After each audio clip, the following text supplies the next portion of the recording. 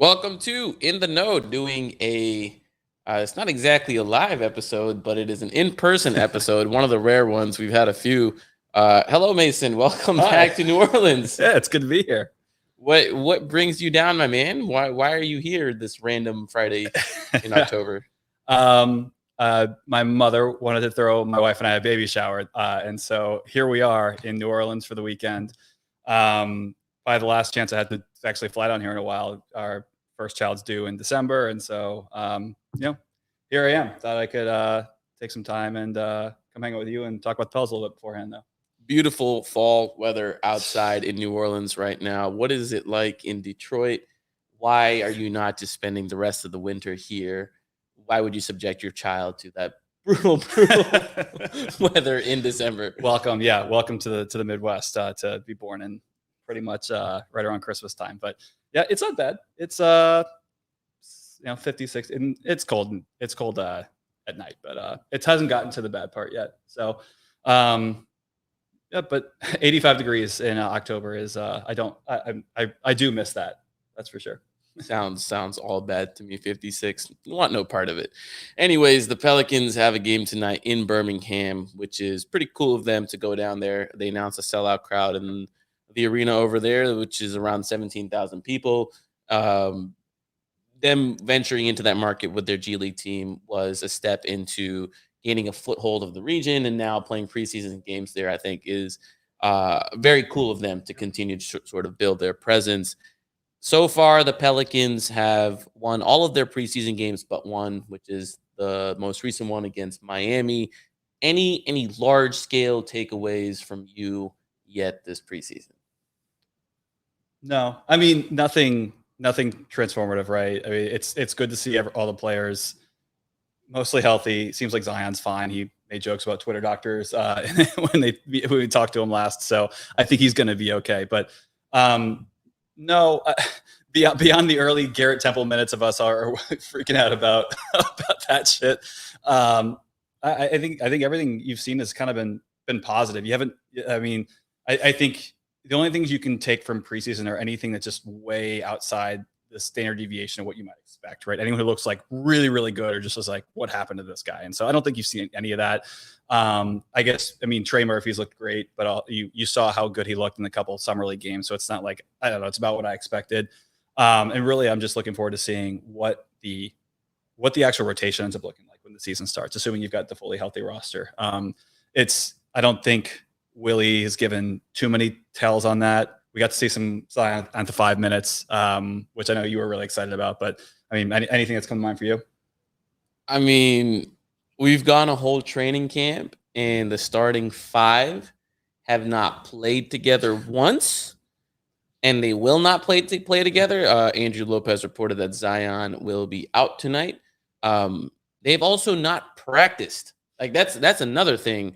Is every time you're at practice and you ask about injury updates, it's usually Brandon didn't go through this practice. CJ didn't go through this practice. This person did not go through this practice. So we've now had a month of preseason, essentially. We're leading into the regular season, first game in Brooklyn. And I am a little bit concerned that the top five players have not had a chance to share any meaningful minutes together in a practice or game-like setting. So, I think that's a little bit of an opportunity squandered, although I don't think it's intentional by any means. I do think the priority is to keep people healthy, and you have 82 games to figure the chemistry part out. But it would have been nice to have a well-oiled machine, or a team that was already had a few possessions under their belt heading into the first game in Brooklyn, and instead of what I anticipate will be a few games of finding their footing and finding out who does what, especially in which situations. I was on a podcast with Seth Partnow, Pelicans fan favorite, and Brandon Ingram lover. Yeah, noted Brandon Ingram's supporter. In one of the areas of concern I expressed was, okay, in the first 43 minutes of the game, they're probably going to be pretty decent. I think they have enough talent, enough like raw skill to be decent, even in the early part of the season. what happens in the last 5 minutes of a game in clutch time. Yep. And what does that hierarchy look like? Who's going to play off of what? And I'm concerned because they haven't had any of those minutes yet. Yeah, I think that's reasonable. And that's one of those things that I feel like even if they practice and play together every single game, you can't simulate something like that, I think. And so there is a degree of, I guess you could start to prepare for something like that, but actually when it comes into a real game crunch time situation, that's different than practice, even if you get everyone together. But I think you're right.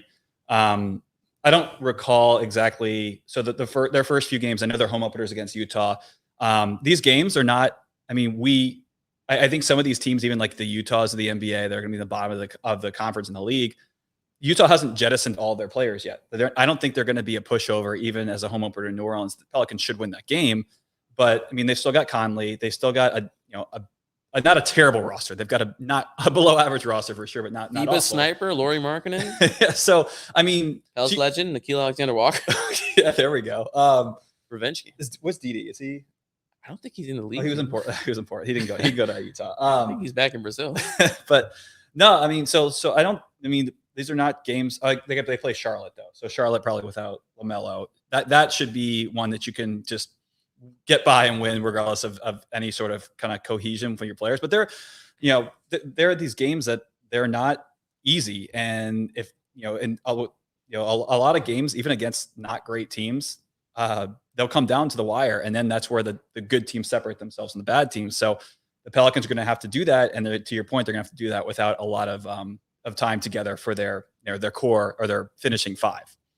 Yeah, I think there has been discussion on how individuals in that five that have played look already. I've seen people discuss and comment on Zion. That the first game I think he played was a big success. Every subsequent game, I think he's shown us flashes of what he is and what he can be. And then there's flashes of, okay, he went 3 for 12 from the free throw line one game. And then there was a few other games where he sort of struggled to finish at the rim at a rate that we are used to. He's still getting there. He's still getting those attempts and those makes that are typically there. We haven't seen. Is there any concern from you on that end?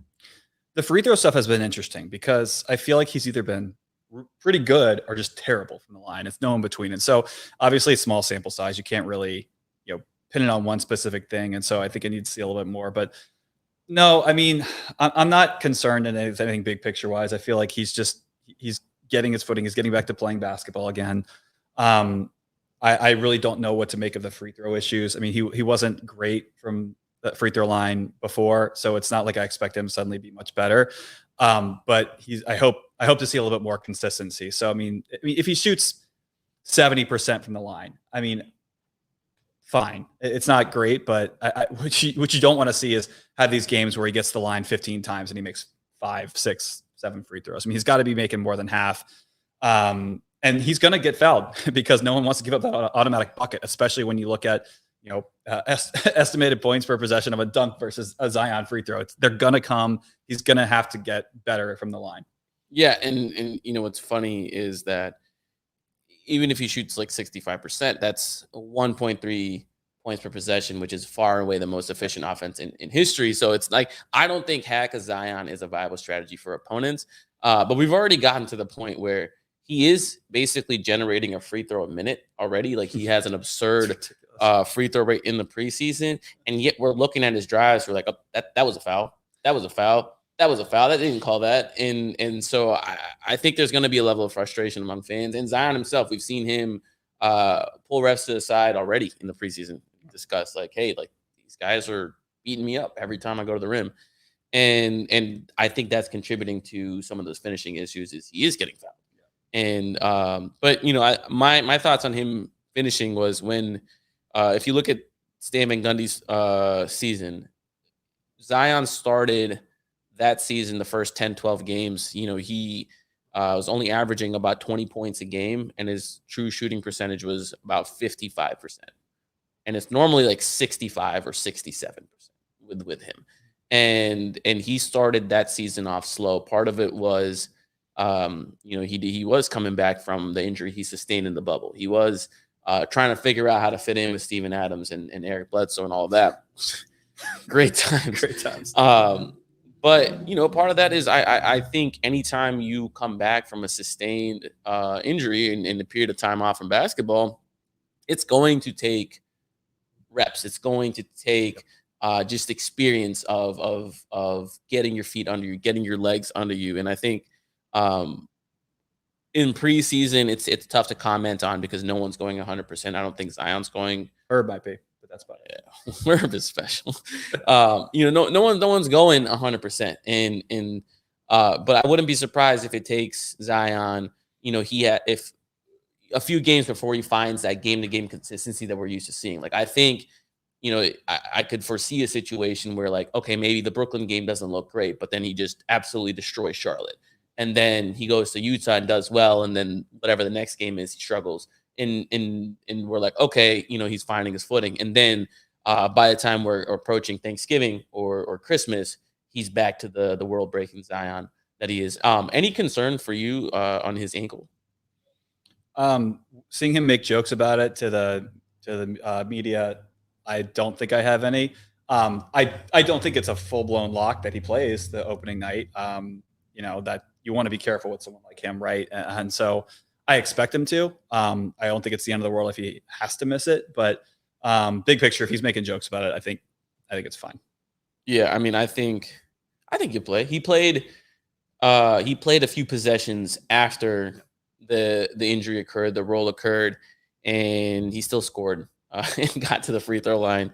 I think he'll play. And I think the other thing is going back to the finishing conversation and going back to the conversation where they have not played Brandon Ingram and CJ McCollum and Jonas Valanciunas and Herb Jones and Zion together once at all yet. He hasn't played in the preseason yet. He has not played in the preseason. He's had an unfortunate toe that's been bothering him. And those things, in my opinion, are also going to increase Zion's finishing efficiency because all of a sudden, when it's not Devontae Graham, when it's not Najee Marshall on the court taking those minutes, it's not Billy Hernangomez taking those minutes, and it's Brandon Ingram, CJ McCollum, and Jonas Valanciunas. It's a different ballgame. It's a different level of offensive skill that's on the court. It's a different level of passing ability that's on the court. It's a different level of defense warping. And I haven't seen anyone throw a lob to Zion yet. And maybe that is an area we miss Lonzo in. Maybe there are just not that many lobs this season. But I anticipate when Brandon Ingram's back on the floor and CJ's back on the floor with those two, there's going to be a lot more of those opportunities because you can't leave those guys in one-on-one situations and have them go against your defenders. I mean, I think you're selling floor space or Billy Hernangomez a little short here.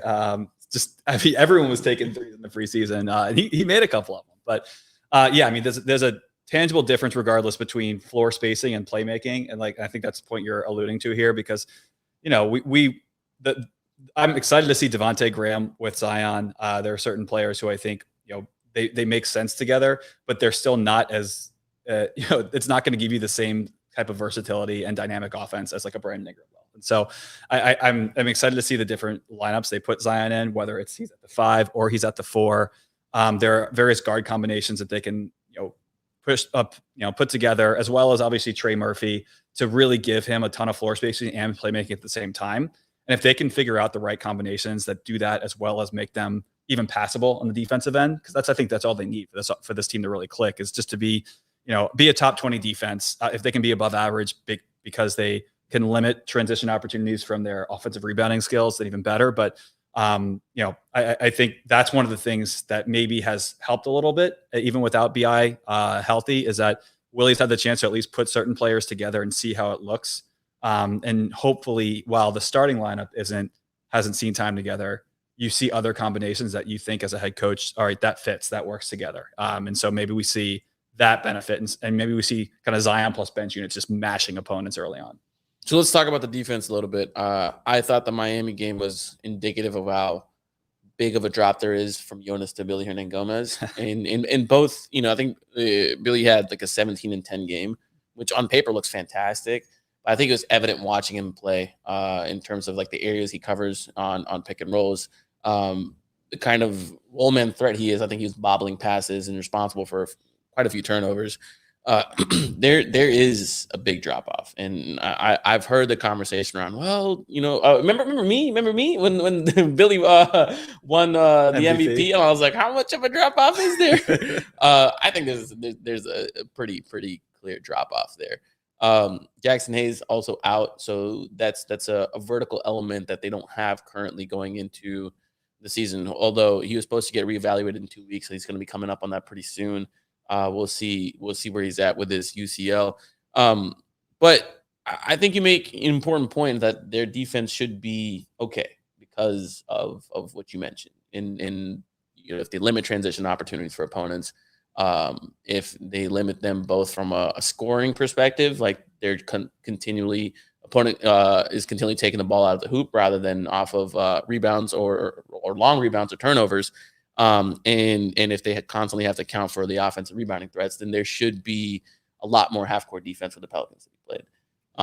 But I'm a little bit apprehensive on the Pelicans' ability to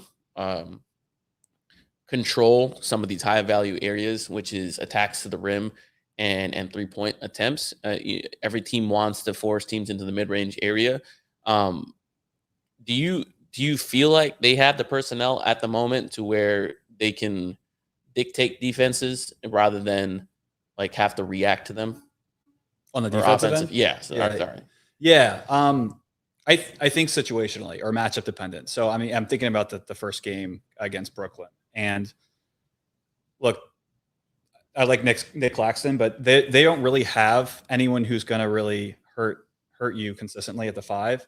And so I think based on the personnel the Pelicans have available, there's no reason for example, now with Jackson out, there's no reason for Billy to play a minute. I mean, there's Jonas starts, and from there you piece it together. You've got, I think, the length and versatility of the Pelicans on the defensive end, more so than their actual skill set or talent, is you have to thrive off that. You have to use that to your advantage and just kind of try to maximize what you can do on the offensive end and really just, figure out the right length and combinations, mix up a bunch of forwards and Zion at the 5. I mean, I don't see it, or the 5, I think is, you can put it in quotes because the role he plays on offense versus defense is probably going to look different. And so I think you just got, again, you got to use, the Pelicans have a lot of length and I think they've got to use that to their advantage.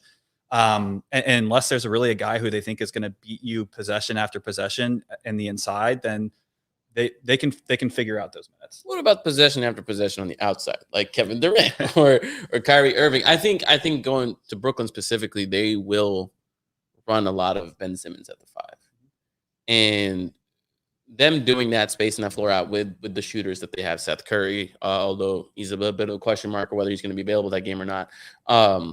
Joe Harris, Royce O'Neal, their defender, who he's an adequate catch and shoot 3-point guy. Obviously Kyrie and KD. Those players in that kind of situation, who are you putting Zion on defensively? Are you putting him just straight up on Ben Simmons and making him guard the ball in those actions, or you're hoping to find the Royce O'Neal and just kind of like put Zion on their low usage guy with Jonas in the game or out of the game? Well, who are you running out? Who are you running out? Yeah, who are you even playing if Ben Simmons is at the 5? Yeah, so I mean, if Simmons at the 5, I'm curious what Willie decides to do. I think you've got to be very careful about throwing Jonas out there because that's a team that is very dynamic offensively, like the Pelicans are. And so I think the move is to. It's tough. I think maybe Ben Simmons is the matchup I would put him on first, and I think it allows him to. I mean, he can be such a powerful weak side defender and come out of nowhere and block shots, and I think that's probably the right place to allow him that type of freedom, because otherwise, I do worry about him getting lost and then getting in the Brooklyn Nets getting open 3-point attempts, and so I think that's where you start, and you figure out from there based on how Brooklyn's deciding to put their lineups together. What do you think? Yeah, I mean, I think it's interesting because if you're Brooklyn, why not involve Ben Simmons in a ball screen immediately and get Zion switched on to Kyrie or KD like instantly? And I think they can do that with anyone. Like they have 2 of the best isolation scorers in the game, and if you're in crunch time or if you just need offense, that's their go-to move. That is how they operate. And how are the Pelicans going to create a system in which Zion is not routinely exploited? Part of that is going to have to be ownership and responsibility on Zion's part. It's going to be having to fight through situations where he doesn't get switched, or when he does have the switch, then he's got to actively take away one thing or two things that he's able to do. Obviously, against those players, it's impossible to take everything away. But there has to be a scheme that he's working towards. Are you forcing him, left or right? Are you forcing him towards help in one way or another? What are you prepared to do? So yeah, I mean, I think those are questions that everyone's going to have, and frankly, I expect the Pelicans offense to be good enough to where they just need to be passable on defense. But again, those last 6 minutes of the game, I think there's going to be games, particularly early, where the Pelicans offense does struggle, especially if teams are switching 1 through 5. If Pelicans also go small and they're switching and they get caught into isolation ball, I think there's going to be moments where some of those shots aren't going down and the Pelicans don't look great. Yeah. I mean, the defensive strategy you may have to go towards in situations like that is just double team the ball handler and leave Ben Simmons wide open by the goal, because we know he'll pass up the lane. Yeah, full on mind games with Ben Simmons. Yeah, I mean, I almost would want to like try out putting someone like Herb on Ben Simmons for a couple reasons. If he's on the ball, great. You're getting ball pressure. If he's off the ball, then that's one of your best off ball defenders in the passing lanes, as your weak side help, and kind of seeding one of the other matchups to be like, okay, cool. We Tony Allen, Ben Simmons basically, and we're allowed like Herb to play 2-on-1 on everybody else when Ben Simmons doesn't have the ball. Or what were teams doing to the Spurs with Kawhi? They were putting the best player in the corner. That Kawhi was just taking Kawhi out of the play. Yeah. So interesting matchup there. I want to move on towards another Pelicans who's seen a great deal of success this preseason. Someone that people have high expectations for going into the season, and he had a great close to the season last year. Trey Murphy the third has been on fire, absolutely on fire to start this preseason. And Mason, tell me why this person should not close games. I'm on like start Trey Murphy mode, but we're not gonna go there. If we go there, I'm gonna ask you who you're benching, but no question, no question, and that's a different conversation. We'll get into there. I think I have to find a different shirt. I mean, that's what you're. I love Herbert Jones, but let's talk about closing games first. Yeah. So the argument is that you have enough offense without Trey Murphy there.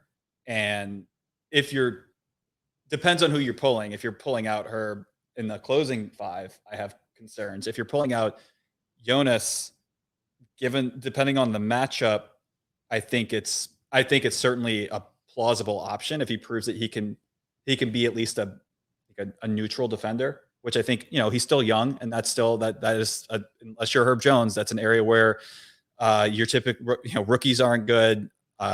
Second year players are still a huge learning curve. They had to defend the NBA. Is there another player you'd consider pulling out of the finishing 5 besides either of those two guys? Yeah, I mean, I said I would bench her for the starting lineup. I will not bench him for the closing lineup. I think that he has to be in every closing lineup as long as he's healthy moving forward. And I feel the exact same way about Trey. I think those two, for me, are non-negotiable. And there's obviously 2 other non-negotiables in Zion Williamson and Brandon Ingram. Uh-huh. So you've already touched on Jonas. The other guy, the other odd person out is CJ. Mm-hmm. And I think you have to ask yourself, are CJ's, there will be games where CJ's skill set is absolutely necessary, right? The ability to create off the bounce, the ability to just catch and shoot. There are going to be games where he's more of a liability on defense, and he's a redundancy on offense. Meaning that if you trot out a 5-wing lineup, or you're placing Trey Murphy there, you're going to get a similar amount of floor spacing.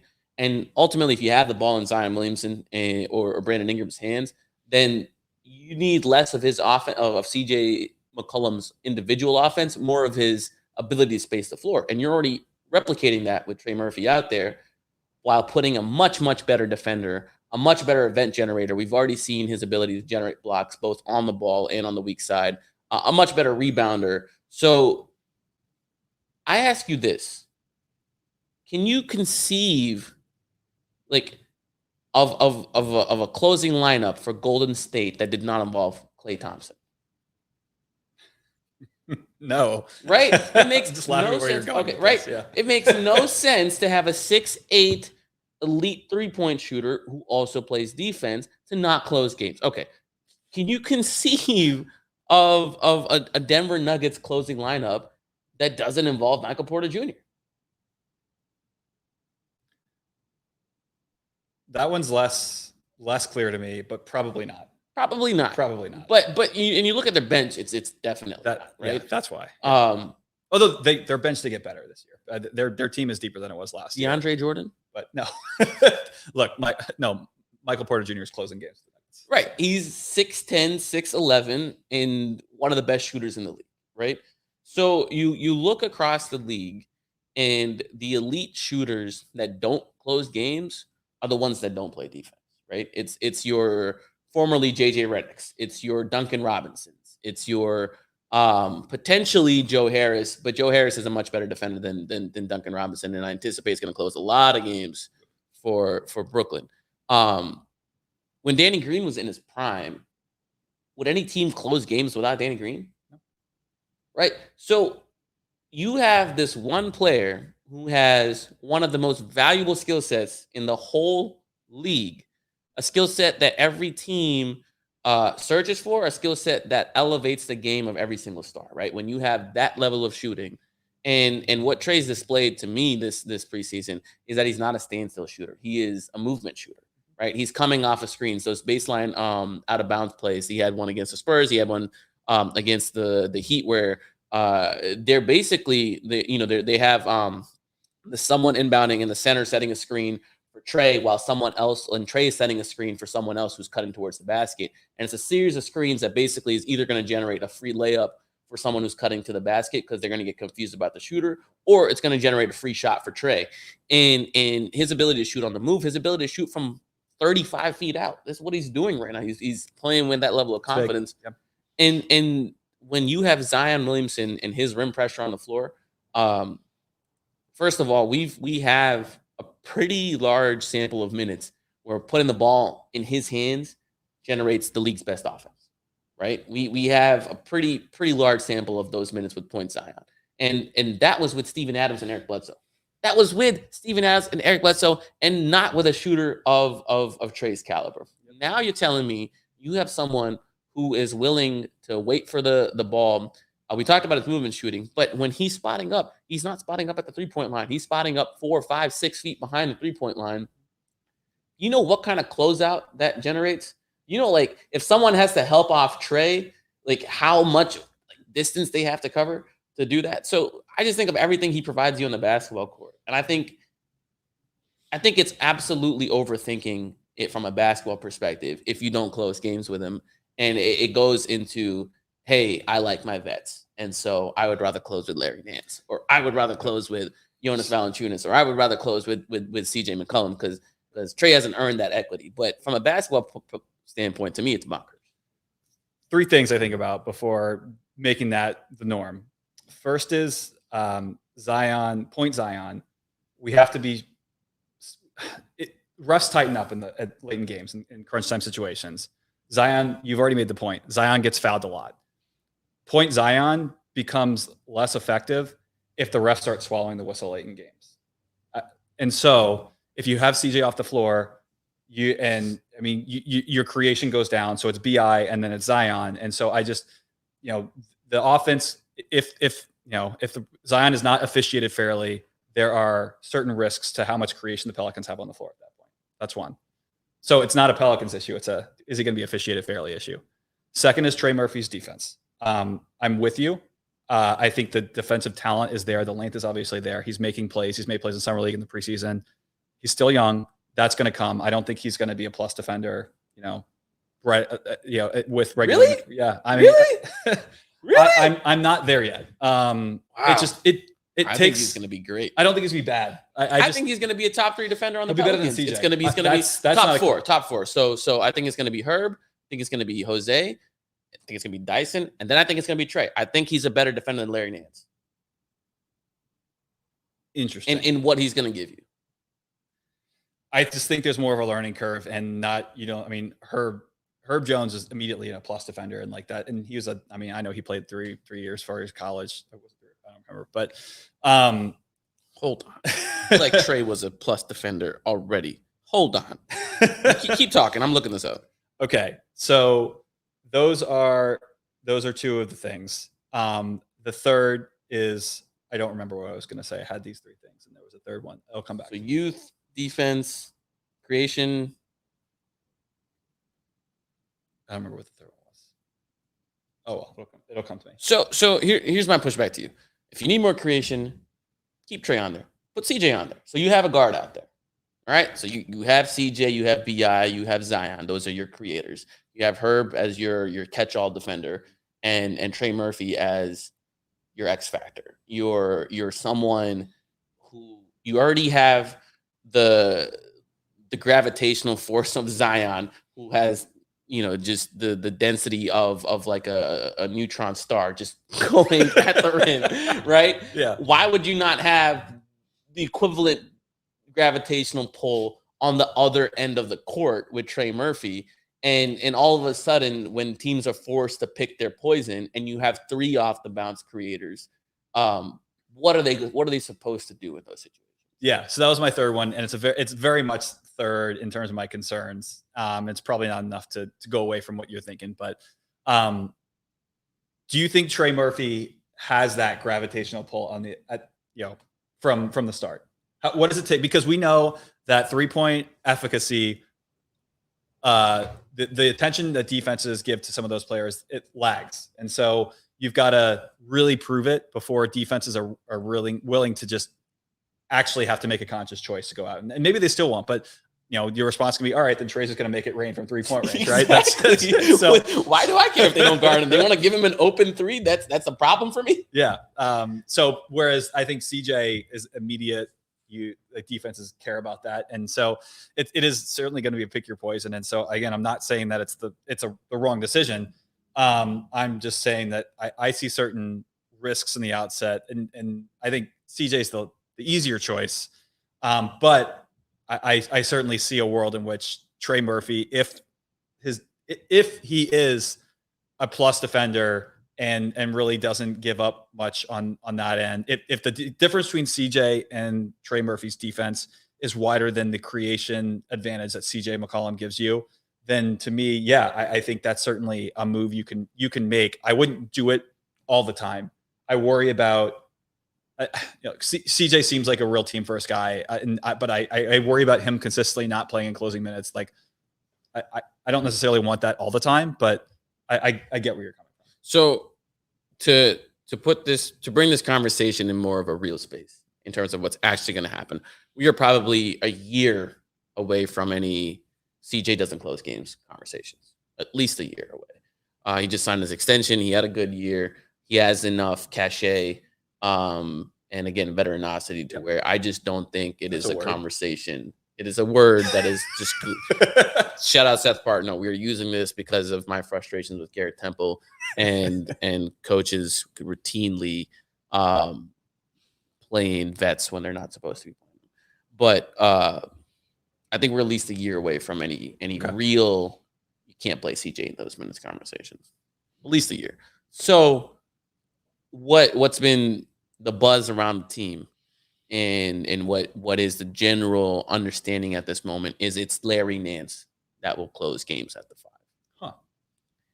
And my whole thing is the advantage of closing with Larry at the 5 is he gives you some perimeter shooting, not a high volume, not high percentage. He's shown decent shooting when he's been healthy and playing enough, right? Yeah. And so, but no one's going to run out and guard him, to your point. Right. Your point about gravity there, yeah, absolutely. No one's going to pay attention to him out there, right? He has some playmaking. he has some level of interior finishing in terms of being a lob threat or just getting him into the short roll and pick and roll situations. He's decent at everything. He's not great at anything. Exactly. Right. Maybe this was him coming off of still recovering from that injury, but in the playoffs, whenever they closed with him at the 5, Chris Paul cooked him. Yeah. Cooked him. Absolutely cooked him. And do I think that he's probably going to look better on defense this year than he did at that time? I'd hope so. I'm optimistic about it. But when I look at the strengths that the Pelicans have, you were opting to take Jonas off the floor for supposedly better defense, right? If you're in a situation where the guard's going to cook you regardless, then that defense is not better. Right. But what you have taken off the floor is absolutely elite rebounding ability on both ends, elite finishing ability, and just the more offense, right? So you've taken that off the court. If that is my trade-off, then what I want is something else that's elite, which is shooting from Trey Murphy. Do I think Trey Murphy can get to the level of Larry Nance defensively this year? Yes. Do I think he can surpass it? Yes. What the coaching staff probably needs to see to put Trey in those minutes is not necessarily a Trey thing, in my opinion. It's a Zion thing. And I think they have to see enough defensive buy-in, enough rebounding ability, enough of ability to change and alter things from the weak side to where they feel confident playing him at the quote-unquote 5. Hit the mic. Where they feel confident playing him at the 5. So it's not that, hey, we're playing Larry at the 5 so you don't have to. It's, okay, we trust you to do this, and we can take our ceiling to a higher level by playing Trey. But I love Larry Nance. I think he's going to be a huge piece. I think he's going to have big games. I just think that the Pelicans have 2 players in Jonas and Trey Murphy who give you elite things, and in a way that other teams have to adjust to. Other teams have to. No one has to game plan for Larry Nance. No one on either end. The Suns had to adjust for Jonas in that series. Yeah, and then the Pelicans readjusted by matching his minutes to JaVale McGee's, and then they still continued to win those minutes. But no one has to adjust to Larry Nance. So if no one has to adjust to him, like what am I really getting out of that? And is the advantage of being more mobile actually coming through when guards are isolating him and playing him in space?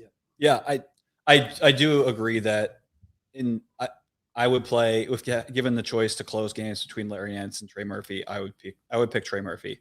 The one thing I'll say in Larry Nance's credit is that not every team is going to have a guy like Chris Paul who's going to dissect you. Obviously, great wing scorers. He's not going to be able to defend those guys anyway. The degree to which Chris Paul is a wizard and can do stuff like that, not every team has a guy like that. But it's not like a huge vote of confidence for Larry Nance either. Yeah, I mean, but you look around the league, there's dynamic guards on every team though. So it's really about generating that switch and making him defend in space. And is that something you want Larry Nance doing? I trust Trey in isolation situations more than I trust Larry Nance. I think he's more mobile. I think he has more, maybe not more athleticism, an equal amount of athleticism. I think he is taller and longer. He affects shots more, and you keep giving him those opportunities, you're only going to raise the ceiling of the team. And do I think Larry Nance is going to be an amazing spot starter when Zion goes down? Absolutely. I think that's a great point in that even if overall you think that Larry Nance gives you slightly more in a closing lineup than Trey Murphy, I think it benefits this team in the long run more to give Murphy those minutes. And I'm not saying put a worse team out there intentionally, but if the difference is so nominal, then you want to give Trey those reps. But I think you mentioned what the coaching staff has to see, and I feel like there's probably more they want to see just for the first 42 minutes of the game, right? Because they didn't give him those chances last year until late in the season, at which I think everyone was screaming from the rooftops, play Trey Murphy over Garrett Temple. But the fact of the matter is it did not happen. And so they probably want to see more in regular season from Trey. Not fair to Trey, but it is what it is, before they start saying, okay, let's give you those closing minutes. Yeah, I mean, again, like I said, veteranocity is a disease in this league, and the vets are going to get the benefit of the doubt, Yep. even though what have they done to actually earn that benefit of the doubt when they routinely mess up on the court? Cough, cough, cough, cough, cough, cough, Garrett Temple. Eric Bledsoe, even Eric Bledsoe. Like, what have they actually done to earn that? And they're in the right to fail routinely. I just think that's an outdated mode of thinking, and these young players deserve more credit. And so I'm going to use this as a platform to launch into my next hot take. This is one's a doozy. Let's go. My hot take, my actual hot take is like a button for this, for the pot. Yeah. this Brew Crew coaster bottle opener is going to be my button for now. I think my actual hot take is the future of this team is the Dyson Daniels, Brandon Ingram, Zion Williamson, Herb Jones, and Trey Murphy lineup. I think when we've talked about the weaknesses and strengths of these lineups that we're trying to build around. What home run drafting that would be? Yeah, wouldn't that be?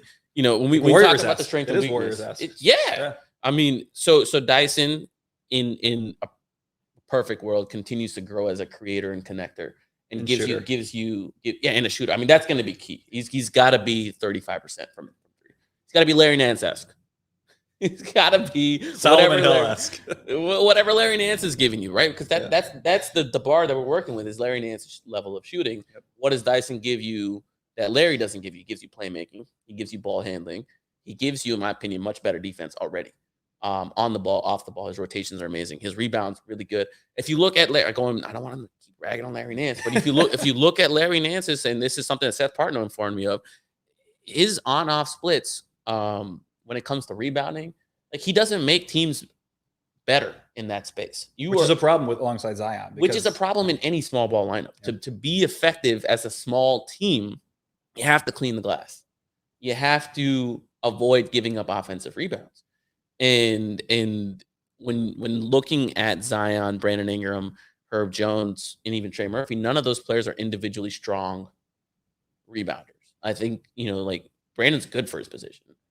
Herb hasn't been, I think he's capable of, but just sort of the role that he's asked to play is defend the point of attack furthest away from basket. Right. I think if you asked him to play a traditional forward role and clean the glass, he would do it. Herb Jones can do anything. He'd do whatever you want to do. He do whatever you want to do.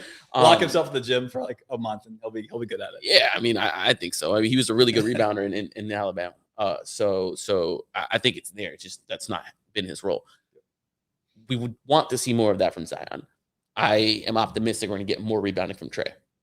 I think we were already seeing some of it in the preseason. I think he's just, by virtue of his size and being the biggest person on the court, he will get those rebounds too.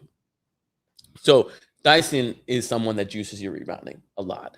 He pushes the pace. He gives you another element of attacking. And if this is a team where you can get 35% shooting from Dyson and 35% shooting from Herb Jones, it's unguardable. And it has enough defensive weapons and enough switching to where it becomes a problem on both ends, and it's something that can truly a unit that can truly play in a multitude of different ways. I think it can be effective in the half court. I think it can play, in the open floor and transition. It can play bully ball if it wanted to, and so that is the future for me, and I have seen it. I am bought in. I am willing to invest in it. And I think every sort of future move they make from here on out, barring like an acquisition of a top 30 level player, needs to be building toward this lineup. That means giving these players minutes together, giving the players minutes, period. Dyson should get minutes. Creating, opportunities for these players to get more minutes via trade. So like trading Devontae away, because that's an obstacle in Dyson's rotation, right? And then adding players who complement these individuals or the groups of these individuals when they're not all on the court together. So like first and foremost, that's going to be shooting, adding more shooting, and then perhaps adding maybe some rim protection and rebounding and that kind of stuff. Filling in the cracks around that foundation has to be the long-term move, in my opinion. So I don't know if I consider that a hot take, just because if it's in the future, all these are kind of lower probability, actual results. But I do think it's a hot take in that you're essentially putting 3 non-shooters on the floor together in Herb Jones, Zion Williamson, and Dyson Daniels. And obviously, like, any of those 3 guys could become passable from beyond the arc, but none of those guys I envision ever being someone that, like, maybe Herb in the corner gets defense's attention, but I don't see that ever being a lineup that really, spaces the floor that well. So you just got to be really good at everything else to make that work. It's not. So I don't know, that would be my rationale for why it's a hot take. And so I guess here's something for you. Yeah. What if Herb stays at like low 30s, right? But Dyson gets to 39. Right. Dyson, like, what if one of those 3 could you just need one of those 2 to hit, or you want both to be like little average or above average? What does it more for you? I think having one more of those guys, because Zion is Zion, like, he's got gravity regardless. Yeah. I don't really care if he can shoot or not, and he's only going to get better.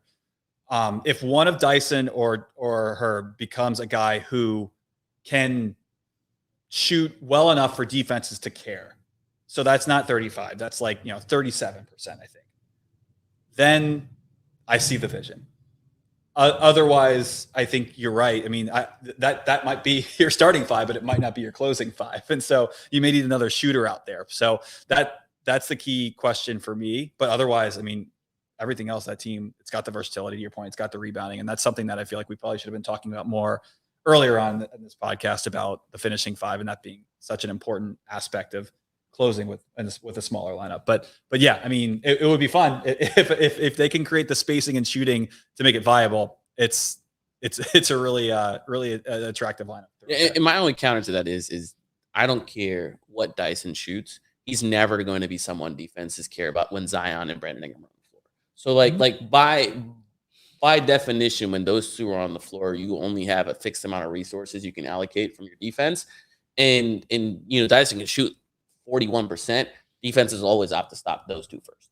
And so to me, the trade-off is not his percentage, not the idea that someone's gonna guard him out there, but more so, can he take and make enough of them to where your possession efficiency comes out to a good offense. Yep. And 35 is like the absolute lowest bar for me there.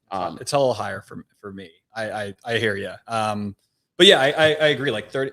Even if someone's shooting, if Dyson or Herb shooting 37% from 3, they're still not going to go guard them instead of BI or Zion. It's not going to happen. So, yeah. But yeah, I that's just where I'm at. I just look at, what skill sets are needed to make Zion and Brandon Ingram lineup successful, and shooting is paramount. I think that's always going to be a standard no matter what, but it's everything else, the rebounding, the defense, and the ability to generate steals, which, can we talk about Zion?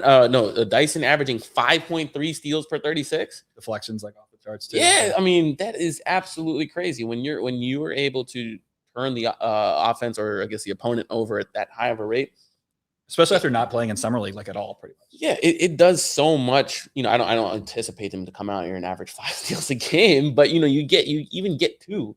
And that does so much for your offense and defense, because oftentimes, like, games are won on 2 possessions, and though that's 2 scoring opportunities that the other team might not have. And I just, when I look at, like, who do I want around these guys?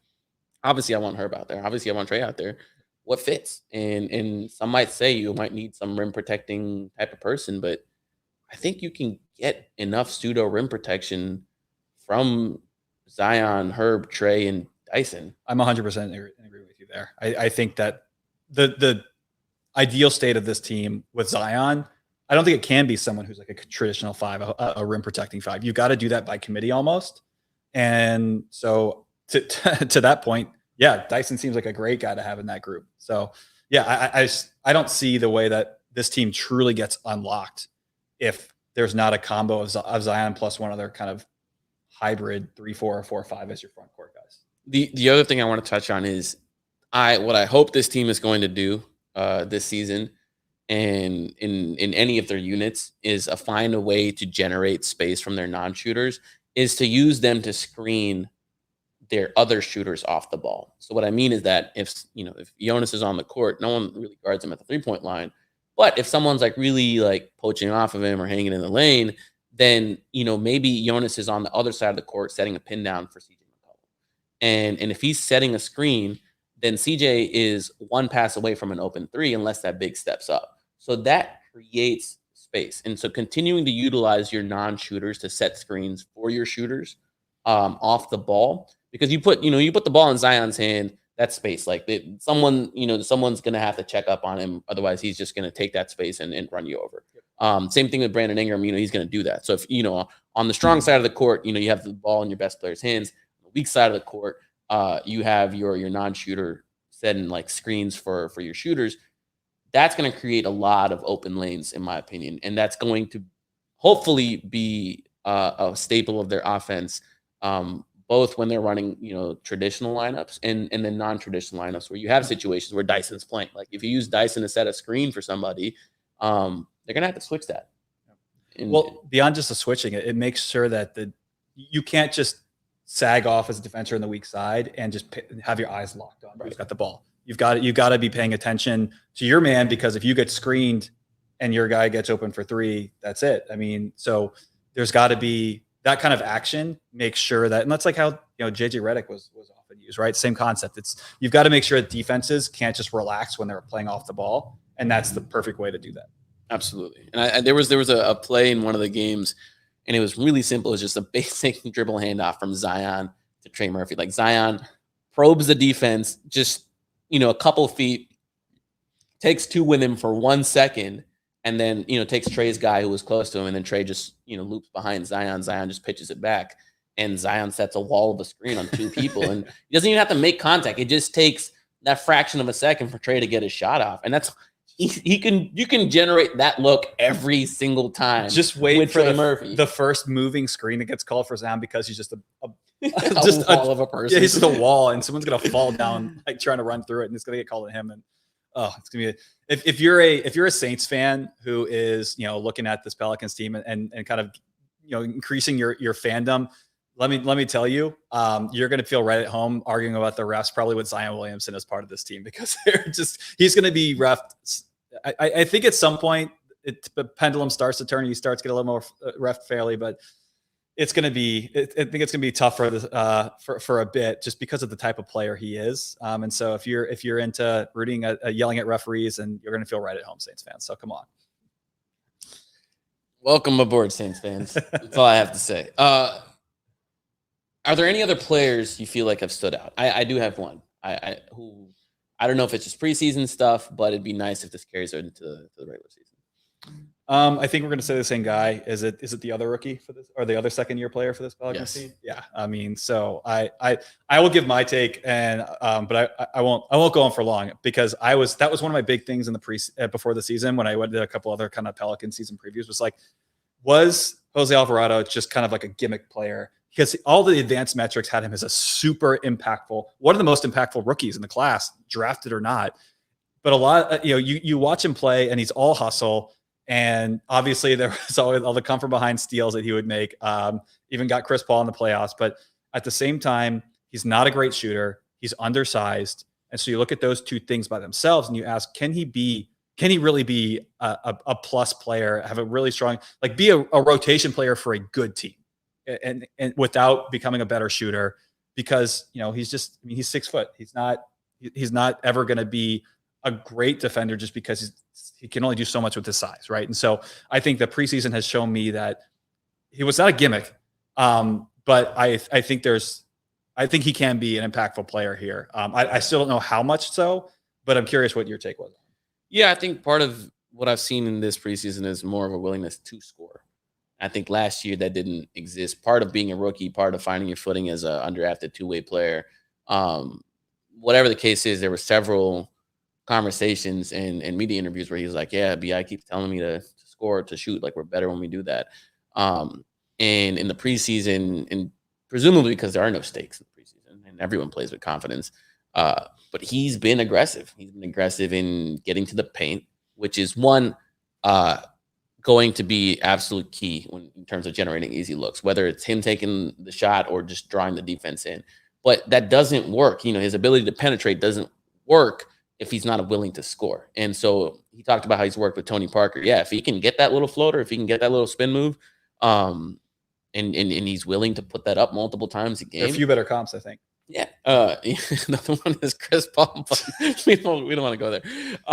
If he's willing to do that, then that changes what that bench unit can do with their offense, and that changes his trajectory as a player too. Because I think he has the speeds and handles and just shiftiness to get into the paint when he needs to without a 3-point shot.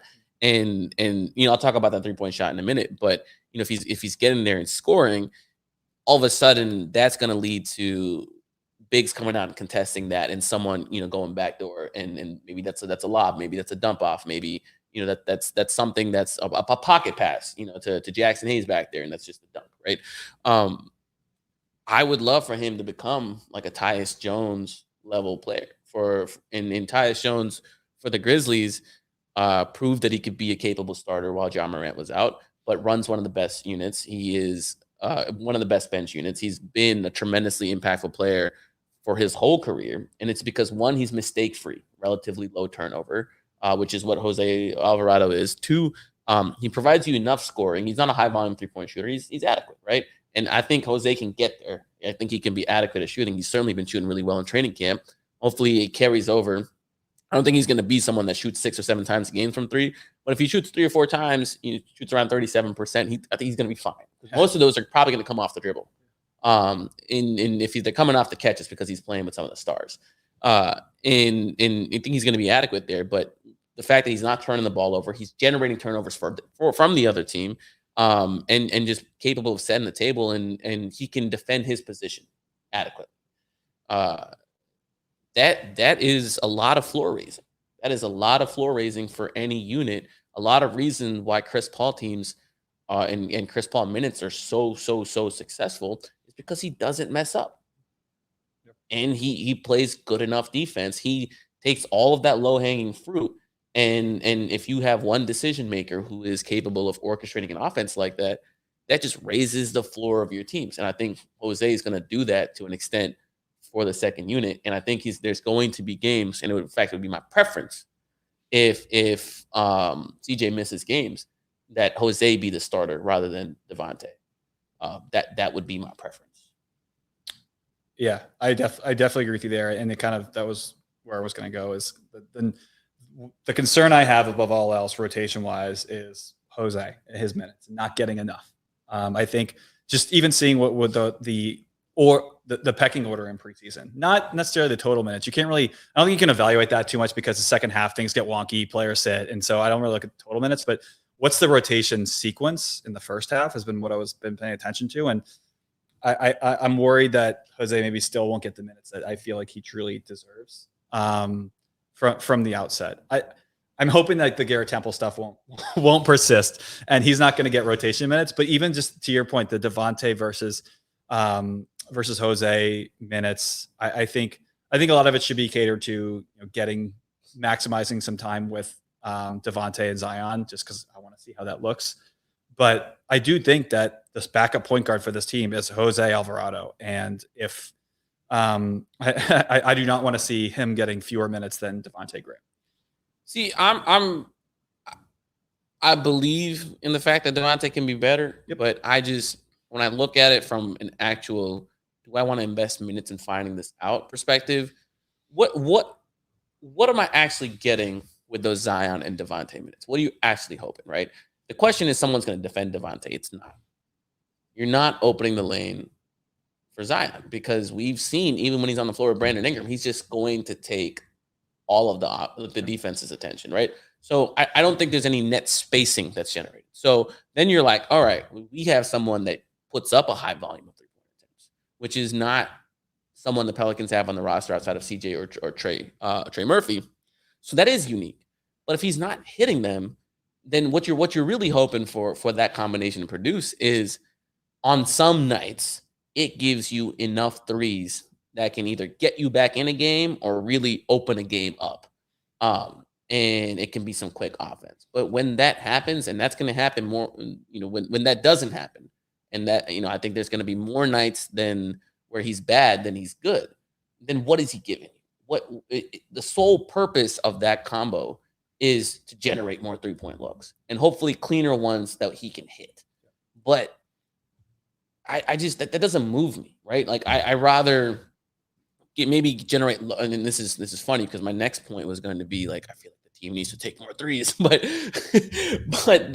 if my only purpose of being out there is to take threes and you're limited in every which way else, then I feel like there's other things I could be getting from a Dyson, from Jose. And so like I feel like, going back to Dyson is going to be someone that takes 6 or 7 threes. Now, is he going to have a bunch of 0 for 6 nights? Wow, that's your hottest take, probably. Is it? Yeah, he is that many threes. I mean, if he gets the minutes, if you give him 20 minutes a game, I think he takes at least 4 or 5. Dyson Daniels. Yeah, all right. I think it's going to be just like Lonzo. He's going to be. Yeah, but Lonzo was a good 3-point shooter. He became good. Yeah, but there were multiple months. Remember, he's good in February. Yeah, he's got a good month, right? There were multiple months where he's shooting in the 20s. Yeah, and he's taking 6 or 7 a game. 10. There were how many nights did he go 2 for 12? Right, a lot. And I think there's going to be multiple nights, and you have to allow Dyson to do it, where he's going to go 0 for 6, 1 for 7, whatever. But I think there's probably going to be an equivalent amount of nights where he goes 4 for 7, as to where Devontae can go 4 for 7. And maybe Devontae has 7 nights where he makes 4 more threes, and Dyson has 5 nights. So maybe there's 2 nights of a difference where the Dyson doesn't hit that outcome. But Dyson on every other night, what is he giving me? He's giving me block shots. He's giving me rebounds. He's giving me pass and playmaking, all the other stuff. So it's just like I get it, and I think part of like raising Devontae's value is you have to give him that opportunity. Yeah, I mean, look, this team will have injuries because they're the Pelicans, and there will be a role for Devontae. And I do think I agree to the premise of what does Devontae give you that's that much more impactful than other alternative options? Who will be a bigger part of this team for this foreseeable future? And so I do think like in the Pelicans defense, like year one, they thought they were going to be, they thought they were going to get a lot of Devontae and Zion minutes. And year two, you didn't know that Jose Alvarado or Herb Jones, you didn't know that all 3 of your picks were going to hit like this, or 2 of your picks, and then your undrafted free agent. But and so because of that, you have to also be nimble with your rotation and figure that out. And so it's tough for Devontae because I think that he's better than what he showed in the second half of last season. And he was the year before in Charlotte. He really was. But I do think that there are still, when this team's fully healthy, you have the same questions of should Devontae be getting rotation minutes? And I think the answer might be yes, but that he's on the cusp, right? Of yes versus no.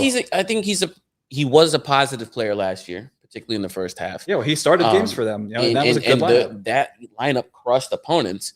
But I think where the lineup is now is where you're having to give Jose minutes in a good way, not because you're forced to. Yes. You're having to give Jose minutes. You're creating that situation where you have 2 6'1", under 6 foot, whatever guards as your backcourt, which is less of a problem against benches, I guess, but still a problem nonetheless. And if Devontae was your sole backup point guard, I'm not having this conversation. But it's as you mentioned, it's now we have options. Right. Yep. So I mean that's where I'm at with Devontae. I still think he's going to be a capable player this season. Has he gone by the deadline? Yes. Yes. I don't think him or Jackson Hayes are making it to the deadline. Past the deadline. That's I don't know. Biggest question to me is if they need Garrett Temple's salary, whatever trade that is too. I hope so. Coach Temple, man. I hope so. Oh man, if we see Garrett Temple minutes that are not in a blowout. I think I'm just gonna hope that doesn't happen. Yeah. Anyways, the final preseason game tonight. Next week they'll be kicking off the regular season. They'll have some 6 days, 5 days before they'll get it. Hopefully they're able to practice. Hopefully they're able to get the full unit out there. Yep. Any closing thoughts? Anything you're particularly wanting to see from this last preseason game? BI, just anything. I don't. Is he playing? Do we know? Theoretically. Okay. Just be fun to see him get a tune up. Obviously, don't push it. He's healthy. Give him 20 minutes. Let him run the offense. Let him be BI. Just let him get a little warm up before the game next week. But other than that, not really. Just stay healthy. It's just that's all I want is for the team to stay healthy and to put a fully healthy team on the floor for Brooklyn next week. That's a big ask, but it's an important one. It is. Yeah, I mean, I don't think I'm going to take anything away from BI's game. Sure, he can go. I mean, obviously, if he goes like 10 for 12, I'm just be like, all right, league's in trouble. But if he goes 1 for 5, I'll be like, whatever. It's his first game. They don't care because vets don't care. How many years of preseason, man? Yeah, how many years have we seen like Drew Holiday just not give a shit in the preseason? He's just like, yeah, you know what? I am gonna let Patrick Beverley strip the ball from me 5 times in a row. Like whatever. Like, and I think CJ is on that time too right now, whereas he's just like, I don't know, let me just try out a couple shots, but mostly I'm getting my cardio up. I'm trying not to get hurt. And I know where my money is made, and it's not the preseason. Yep. So yeah, I don't really care. Hopefully, if the starters don't play that much, we get more Sebron minutes. I like that kid. Yeah. I was really excited. He's played. I think the summer league, he didn't really do a ton. I was kind of hoping to see a little more from him in the summer league, but in preseason he's been so fun. So I'll take as many minutes from him as I can get. And yeah, I mean, I would love to see him he's not going to get real minutes for this team, obviously, but love to see him at a few. Do you think he's going to be, with the team much, or do you think it's going to be mostly in Birmingham? Probably 50-50 split. Yeah. I would love to see him just put up like 20 points a game in Birmingham. Just give him the green light. Because right now I feel like he's playing timid and within the system. Like he's like, I don't want to mess up. I want to be, I want to be part of the team. I don't want to take over. And I say, screw it. Let him go to Birmingham and drive to the rim 35 times a game. Like no one's gonna stay in front of him. Like just send Fred Vincent to Birmingham for a couple weeks and then send him back. No. Fred Vincent stays here. We need him for Zion and Dyson and Herb and Najee and Bi and literally every single player on the roster not named Trey Murphy and CJ McCollum. No Fred Vincent there, but. Yeah, I mean, I think Sebron just let him run like 10 million pick and rolls in Birmingham and just feel it out, just get it, and then just bring him back. Obviously for extended homestands, you bring him in. But any like road games and stuff, maybe just send him out there. Still an open 2-way spot, Mason. Yeah, you trying to get in there? At this point, they've already given. Everyone's getting. You get a 2-way. You get a 2-way. If they want to, if there's a day where they have like a game where they have like 3 days off, and they want to just pay me for 2-way for a couple days, I'll take it. I think. How about you stepping in there? I don't know, man. Media game is coming up, so maybe that'll serve as my unofficial tryout if they ever need a diminutive old 3-and-D player. All right. Yeah, old man. Yeah. I mean, relative to the NBA, right? I'm old relative to the NBA. Yeah. I think you'd be like on the back end of your prime at least. I'd be in the why is he getting minutes over the rookie? I could be the Tony Snell of the group. He's not old. I still got I'm not older than the oldest Pelican. Thank you, Garrett Temple. But I think that'll be coming up soon for you. I'm in my prime. You hear that, Pelicans? 2-way me. But yeah, so EJ's gonna get that in at some point. Just a matter of time, and it's probably going to be a 2-year deal, which doesn't really matter because his first year is ACL driven. But yeah, I mean, EJ's gonna fall into that at some point. I will say the Sixers waived Isaiah Joe, and that is a guard I'd take a 2-way flyer on. I assume many teams will do that. So he'll probably, if he clears waivers, if and when he clears waivers, he'll probably have a selection of teams to go to. Oh, come on. The Thunder are going to claim him. You know it. Dude, he'd probably start for the Lakers. with Russell Westbrook coming off the bench. Oh, my God. Russell Westbrook. So someone was thinking about, do you realize that, I know it's not like technically the contract. Do you realize the backup point guards in Los Angeles are making like $90 million this year? Between John Wall and Russell Westbrook. Oh, I was just thinking of one team. No. Is Eric Bledsoe out of the league? Does he have a team? No way. Does he have a team? I don't know. But don't put that juju on us. I saw a tweet today that said everything I've learned about Russell Westbrook and the Lakers has been against my will. And I'm like, yeah, it's true. But yeah, I mean, John Wall got the buyout from the Rockets. So technically he made that money this year. And so between John Wall and Russell Westbrook. Shout out John Wall. I'm glad he's having fun. He's going to be good. I'm excited to see him hoop again. Seems like the Clippers folks are excited with what he's been giving them. So very happy that should be for fun. them. Yeah. Great. Glad to see him back. Anyways, it's been a good pod. Yeah. Fun to be back. Good to be in this awesome Boot Crew Media studio here. Yeah. Nice. Oh, yeah. Loving it. Loving the studio vibes here. Yeah. Cool. Anyways, shout out to DraftKings. And do you have the read down by heart now? You know what? I don't have the read down by heart. Actually, I do, but I want to just let me make sure. Let me make sure it is the same one. Here we go. Is it NFL related? Okay. Go to DraftKings, use promo code BOOT, BOOT. Oh, Mason's got it by heart. I just know that you're going to get free money if you do it.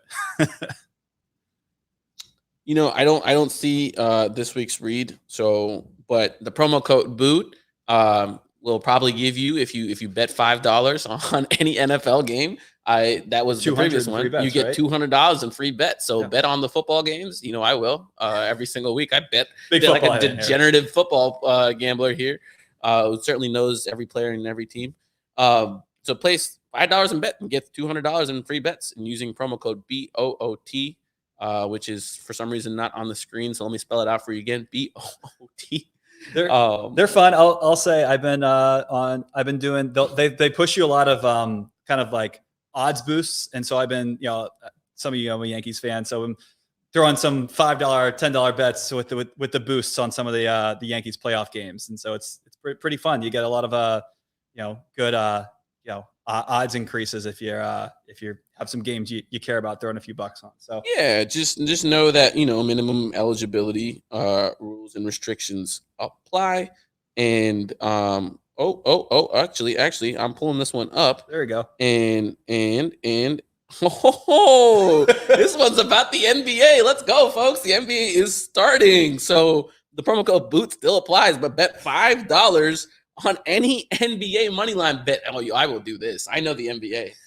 I know the NBA.